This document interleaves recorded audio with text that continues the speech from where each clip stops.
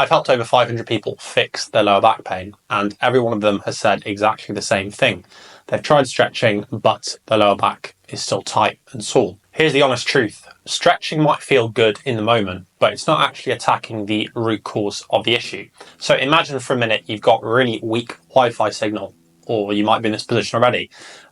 You might be using your phone, your computer for work, or just to scroll through Instagram, and you have to keep reloading the page, or videos aren't loading. And your solution to this, instead of getting a new Wi-Fi provider or router to speed up the broadband, you just keep refreshing the page.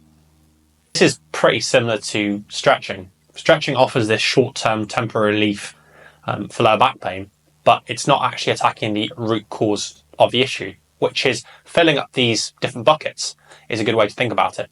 So we want to fill up your mobility bucket, your strength bucket, your confidence bucket, and then we want to take water out of your pain bucket. Well, I'm going to use a client of mine called Kadar to explain this. He is a weightlifter. He tried loads of NHS physio. He tried massage. He tried loads of other things for his lower back pain. He couldn't do any of his weightlifting movements. He was struggling to clean jerk, snatch. He was in a really poor place mentally with his training. And his dream outcome was to get back to weightlifting pain-free. So what did we do differently compared to what I tried before? Well, number one, we actually assessed these different buckets. So I looked at his mobility, his strength, his confidence, his pain, and we went through all of that, assessed where he was weak, where he was strong, and then we could actually put a plan in place to attack all of these different things. And so he didn't just need some random or very specific exercises. He needed a system that was built around his training schedule, his goals, and what he wanted to get back to. So let's start with mobility.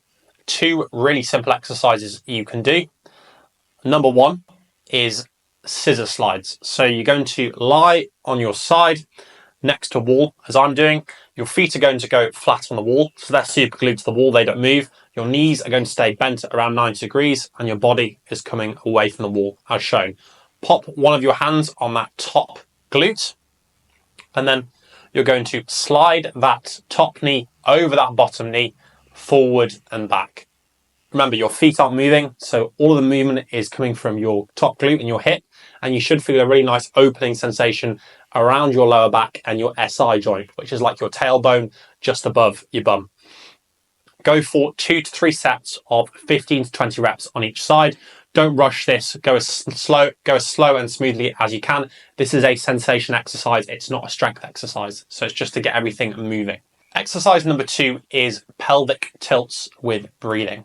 So lie on your back, nice and relaxed, and I want you to think about your pelvis or your hips as a bucket of water. And you're going to very slowly and smoothly again tip that bucket of water forward. So roll your pelvis forward and your lower back will come off the floor. So you have an arch in your lower back. There'll be a bit of a gap between your back and the floor.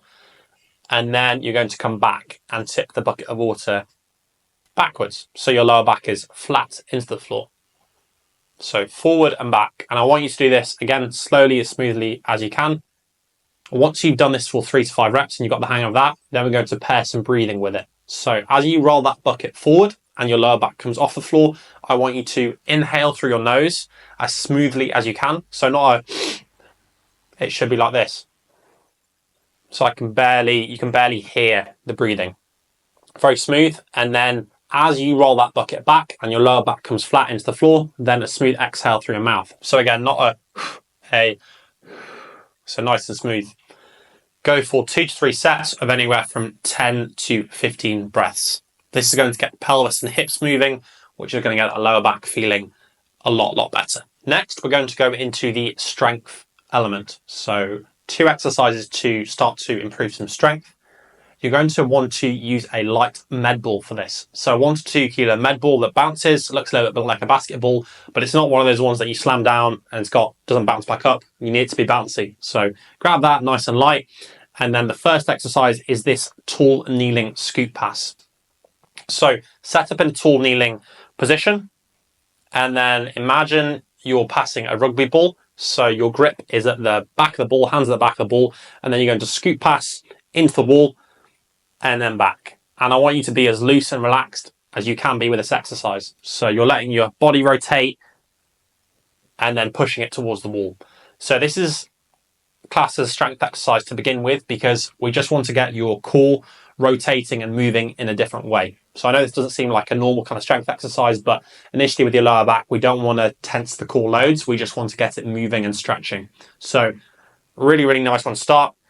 Go for 3 sets of 10 to 15 reps each side at about 50% of your max power. So again, we're not slamming the ball, we're just getting everything moving. Exercise number 2 is a med ball slam in a tall kneeling position. So tall kneeling position, and you're just going to slam the ball down very simply and then catch it.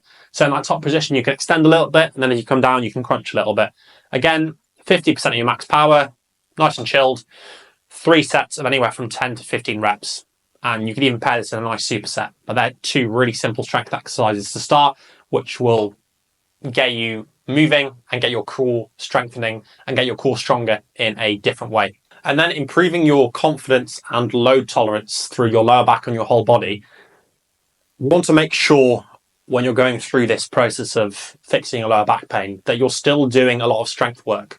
So if I was working with someone like Kadar, we weren't just doing stuff like the exercises I mentioned, we were also continuing to do a lot of bodybuilding and hypertrophy work and strength work in the gym. So Kadar was still doing like lower body strength and muscle building 3 times a week, and upper body similar to that. So the rest of his body was getting stronger and resilient, instead of just kind of wasting away and ignoring that while his lower back was getting stronger, which just wouldn't work. So you have to do the 2 things at the same time. If you're interested in working with me one-to-one, just check out the links down below in the description. Take care, and I'll see you in the next video.